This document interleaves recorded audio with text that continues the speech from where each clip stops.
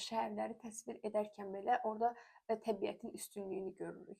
Daha çox buludların, hətta ən belə necə deyim, şəhərləşmiş şəhərlər, Bəli, bəli. ən belə parlaq şəhərlərdə belə Bəli, bəli. o təbiətin hakimiyyətini görürük o əsərdə. Əlbəttə ki, siz heç bir təsəvvür eləmək olmaz insan təbiəti insanla olur və əgər biz təbiət qoyasan qırağa, heç zadı məfhumi qalmır ki, heç zad yəni mənasız olur. Yəni biz hər bir təbiətlə yaşayırıq biz.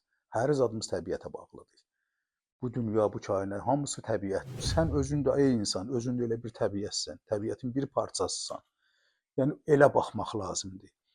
Ona görə mən həmişə təbiəti sevirəm və çalışdığım işlərdə, gördüyüm işlərdə, əsərlərdə də elə özümü də o işin içində, o əsərin içində özümü də görürəm.